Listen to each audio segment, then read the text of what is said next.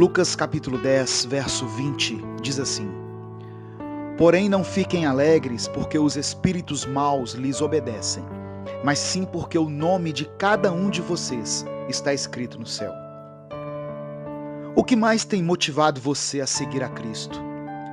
A maioria das pessoas se sente feliz e satisfeita em servir a Deus por causa das bênçãos que podemos alcançar no Senhor, ou pelas muitas promessas de segurança e prosperidade que estão contidas na palavra. Os discípulos de Jesus ficaram maravilhados quando tiveram a experiência de expulsar demônios que dominavam a vida das pessoas. Mas Jesus chamou a atenção deles para aquilo que deveria ser o principal motivo da nossa alegria: a salvação.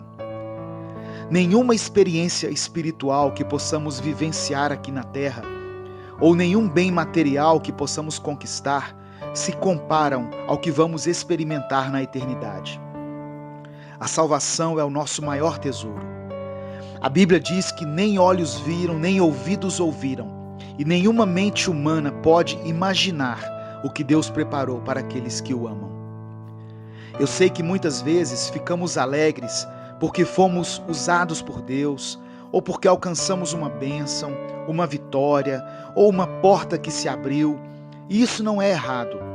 O que não podemos fazer é valorizar essas coisas mais do que as bênçãos eternas que vamos receber um dia. Talvez Jesus tenha dito isso porque alguns não vão experimentar uma vida tão abençoada enquanto estiverem aqui na terra. Mesmo que a sua vida hoje seja marcada pela dor, pelo sofrimento e pela decepção, lembre-se de que há uma recompensa celestial te aguardando. Em Cristo somos mais que vencedores, e o nosso maior e melhor prêmio é a salvação que um dia recebemos dele. Eu quero orar por você. Senhor, que a nossa verdadeira alegria não esteja condicionada às circunstâncias, pois sabemos que ao longo da nossa vida vamos passar por momentos bons e momentos ruins, situações felizes e situações desagradáveis. Que possamos sempre nos lembrar que não somos deste mundo e que nada que conquistamos aqui se compara ao tesouro que nos espera no céu. Traga refrigério e esperança para aqueles que têm experimentado dias difíceis. Supra todas as necessidades físicas e espirituais de cada família que está vivendo tempos de crise em seu lar. E nos faça experimentar da verdadeira alegria, proporcionada pelo fato de sabermos que vamos estar um dia com o Senhor. É o que eu te peço em nome de Jesus. Amém. Deus te abençoe. Eu sou o pastor Edivaldo Oliveira. Inscreva-se no canal Minuto com Deus e conheça mais mensagens que vão abençoar a sua vida.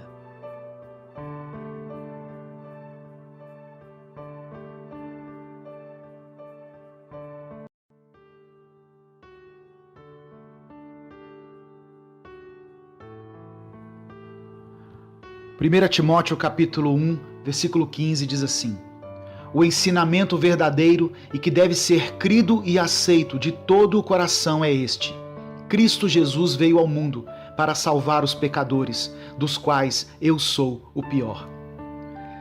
3 coisas importantes que Paulo quis transmitir ao jovem Timóteo aqui nesse versículo. A primeira coisa é que existe uma salvação maravilhosa. Não se trata de ser salvo da pobreza, da doença, da guerra, da fome, da ignorância ou de governos tiranos. Tudo isso é horrível, mas existe algo bem pior por trás de tudo que é mal: o pecado. Nós precisamos ser salvos do nosso pecado. Pecadores são rebeldes, são doentes. Todos nós necessitamos ser salvos do nosso estado lastimável de desobediência e rebelião, que nos leva à condenação. A segunda coisa, que há um Salvador maravilhoso. Somente uma pessoa poderia nos livrar desse estado de miséria, de rebeldia e de todas as doenças do pecado: Cristo, o Messias, o ungido de Deus, o perfeito Cordeiro do Senhor. Note que ele veio voluntariamente, porque sentiu compaixão de nós. Jesus veio com um propósito específico de nos salvar. Ele deixou a sua glória celestial para nascer, viver e morrer neste mundo, onde foi rejeitado, incompreendido e por fim crucificado. O Criador do universo, o Rei dos Reis, o Senhor dos Senhores, se submeteu a nascer numa humilde manjedoura. Esse Deus, homem, veio para servir e dar a sua vida como resgate de muitos. A terceira coisa, uma mensagem maravilhosa, que é merecedora de toda a aceitação. Esta é a mensagem. O Deus encarnado veio ao mundo para abraçar a humanidade. Não há uma história igual. O Calvário foi o toque da graça, da compaixão e da redenção proporcionadas pelo Príncipe do Universo. O justo morreu pelos injustos para nos conduzir a Deus. Por tudo isso, essa é a mensagem mais significativa e digna de ser aceita por todos. E você que está me ouvindo, você já aceitou essa salvação maravilhosa, presente de um Salvador maravilhoso? Se você ainda não aceitou, infelizmente você está vivendo sob a maldição do pecado e o seu espírito está sendo destruído pelo pecado. Eu quero dizer para você, não perca mais tempo. Abra hoje o seu coração para esse presente indescritível de Deus, que é a maravilhosa graça manifestada na cruz do Calvário pela morte de Jesus. Eu quero orar por você. Senhor, muito obrigado pela tua palavra. Muito obrigado porque um dia o Senhor olhou para nós com olhos misericordiosos, com um olhar de compaixão e nos amou tanto que deu o seu único filho para morrer por causa dos nossos pecados. Que cada um que ouve essa mensagem possa hoje verdadeiramente entregar sua vida a Cristo, se arrepender dos seus pecados e passar a ter uma vida com o Senhor, guiada pelo teu Espírito Santo. Eu oro em nome de Jesus. Amém. Curta e compartilhe essa mensagem. Deixe o seu pedido de oração nos comentários. Deus te abençoe. Eu sou Edivaldo Oliveira e esse foi mais um Minuto com Deus.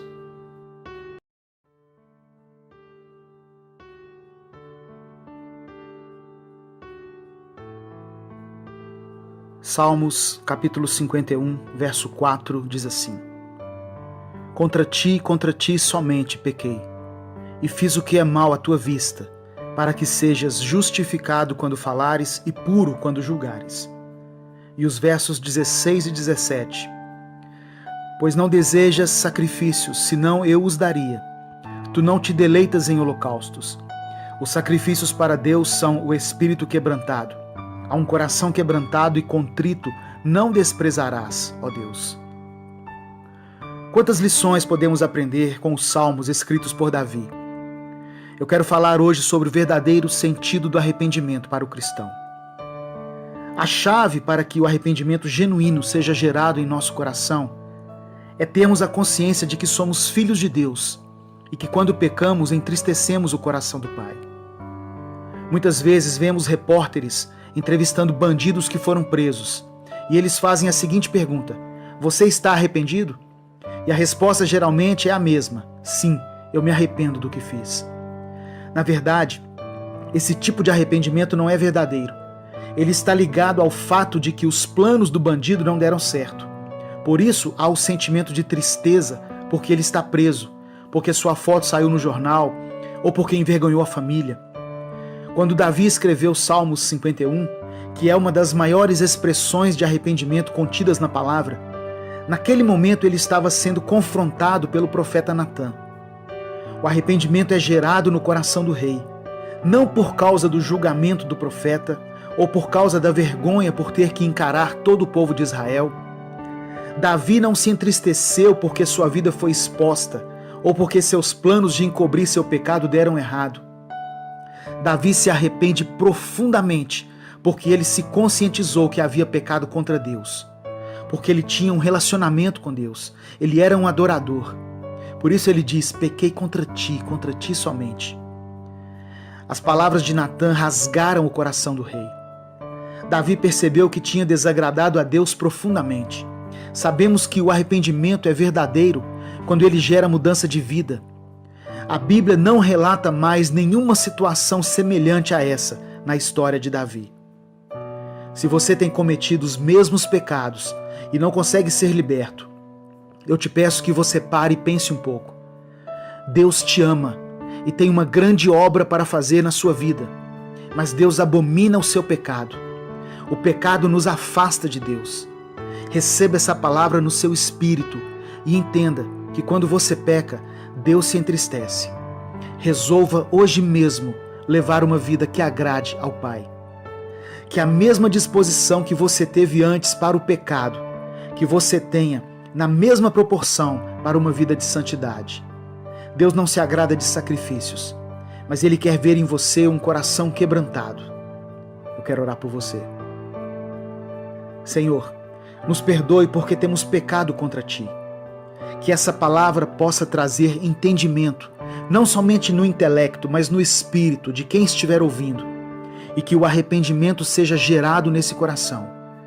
Não um sentimento de tristeza por ter sido descoberto o seu pecado, ou por causa do julgamento das pessoas, mas um arrependimento genuíno, provocado pela consciência de termos entristecido o teu coração. Eu te peço em nome de Jesus. Amém. Deus te abençoe. Eu sou Edivaldo Oliveira e esse foi mais um Minuto com Deus.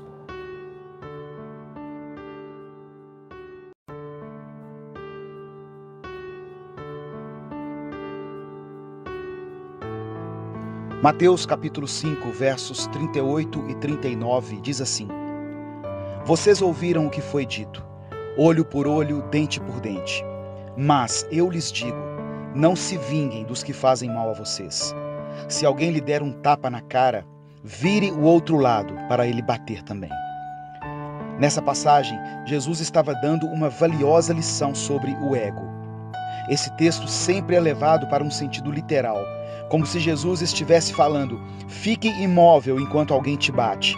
Mas o sentido da mensagem vai muito além disso. Jesus estava falando sobre o nosso ego, sobre o orgulho e sobre a nossa vontade de estarmos sempre certos. Se dependesse de algumas pessoas, essa parte da Bíblia seria tirada, pois diz respeito a algo que está presente em todos nós e que a maioria das pessoas não consegue se livrar: o orgulho. Sempre que somos ofendidos ou injustiçados, reagimos na hora, devolvendo na mesma moeda, ou reagimos numa intensidade até maior contra quem nos ofendeu. Jesus diz que devemos aprender com Ele que é manso e humilde. Costumamos querer tirar satisfação de qualquer coisa que nos faça sentir injustiçados. Mas se vemos uma injustiça ser feita com alguém, preferimos nos abster e fingimos não ter visto. Cristo fazia exatamente o contrário. Quando o ofendiam, ele se calava e não devolvia na mesma moeda. Porém, quando ele via um ato de injustiça ser feito contra alguém, ele se mobilizava. Hoje, Jesus nos chama para viver uma vida de humildade. Devemos agir de forma diferente. Devemos agir como ele agiria. Nesse mundo, ainda prevalece o olho por olho e dente por dente. Mas nós temos que ir na contramão e entregar nossas ofensas e injustiças nas mãos de Deus. Só não confunda isso com ir contra a lei, não correndo atrás dos seus direitos como cidadão, funcionário, etc.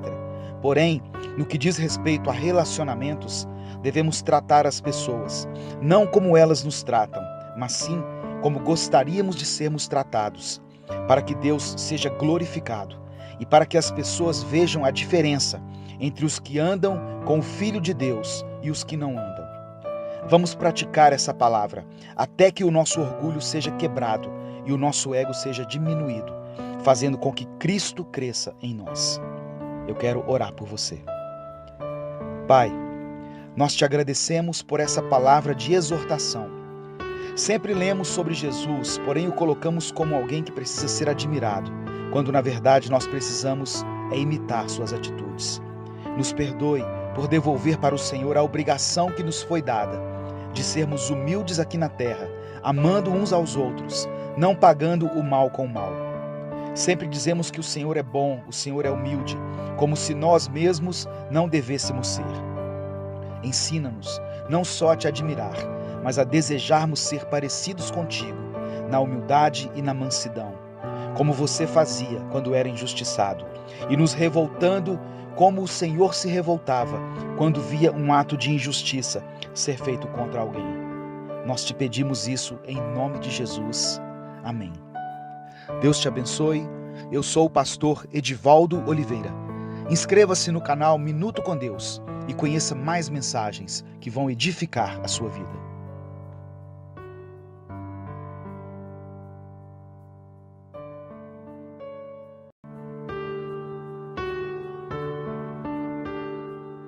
Malaquias capítulo 3, verso 6 está escrito: porque eu, o Senhor, não mudo. Nós servimos a um Deus que não muda, um Deus que não oscila e que não volta atrás em sua palavra. O fato de Deus não mudar não significa que nós também devemos ser irredutíveis. Precisamos permitir que o nosso caráter seja transformado a cada dia, segundo a vontade do Senhor, a imagem e semelhança de Cristo. Uma das principais coisas em que precisamos nos aperfeiçoar é em relação a expor nossas dúvidas e incertezas para Deus. Deus não se apavora diante das crises e dos problemas, pois Ele sabe de todas as coisas, ou seja, Ele nunca é pego de surpresa. Os nossos momentos de dúvida e incerteza não impressionam a Deus, e Ele não se sente surpreso quando demonstramos insegurança sobre Ele e sobre Sua palavra. O Senhor quer ter um relacionamento íntimo e verdadeiro conosco. E para isso é preciso que tenhamos coragem de nos expor diante dele.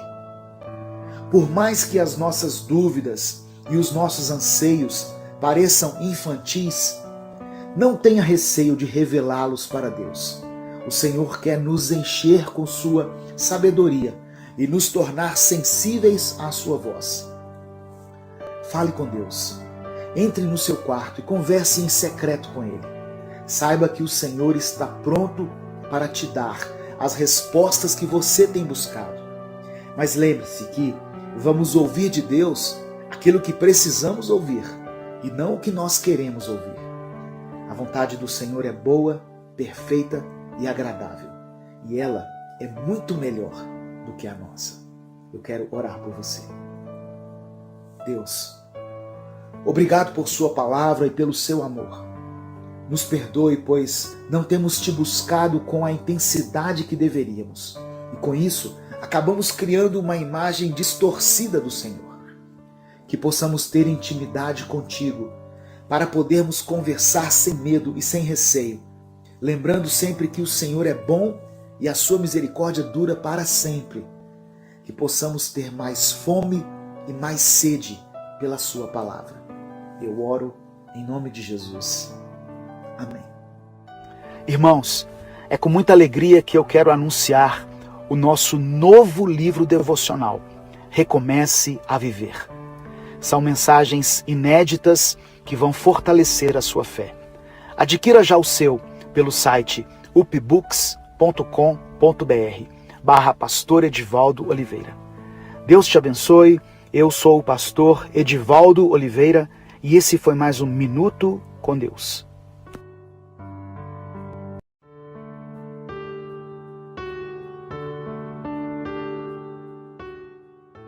Marcos capítulo 8, versos 24 e 25 está escrito: E levantando ele os olhos, disse: Vejo os homens, pois os vejo como árvores que andam. Depois disto, tornou a pôr-lhes as mãos sobre os olhos, e o fez olhar para cima. E ele ficou restaurado, e viu a todos claramente. Jesus operou muitos milagres, porém um deles se diferenciou dos demais, e foi quando ele curou um cego na cidade de Betsaida. E essa cura foi feita em 2 etapas. No primeiro momento, Jesus impôs as mãos com saliva sobre os olhos do cego e perguntou se ele estava enxergando. Ao que o homem respondeu: Eu vejo as pessoas como árvores. Jesus impôs suas mãos novamente sobre ele e o cego passou a enxergar perfeitamente. Quando Deus opera um milagre em nossa vida, Ele quer fazê-lo por completo. Aquele homem recebera uma cura física, mas via as pessoas como objetos. Muitas pessoas receberam um milagre de Deus em sua vida, mas ainda não aprenderam a valorizar aquilo que Deus mais ama, que são vidas. Pessoas que foram abençoadas em alguma área da sua vida, mas que ainda precisam de um segundo toque de Jesus no seu caráter, no seu temperamento, no seu orgulho, no seu modo de tratar as pessoas, na maneira como se relacionam com o sexo oposto. Enfim, não basta ser curado, ser restaurado, ter as suas finanças restauradas ou passar a enxergar as coisas espirituais. Se não souber amar ao próximo como a mim mesmo, ou orar pelos que me perseguem, cultivar um comportamento íntegro, é sinal de que a obra que Deus fez em nossa vida ainda não foi por completo. Diante desta palavra, você pode clamar a Deus por um segundo toque na sua vida. Ore, porque Ele vai transformar você por completo. Eu quero orar por você. Senhor, somos gratos pela transformação que recebemos, mas clamamos a Ti por uma restauração completa. Obrigado por nos fazer enxergar as verdades contidas na Sua palavra, mas que sejamos também curados no nosso orgulho e na maneira como lidamos com o pecado. Que o nosso temperamento seja dominado pelo Espírito Santo e que valorizemos as pessoas assim como o Senhor as valoriza. Eu oro em nome de Jesus. Amém.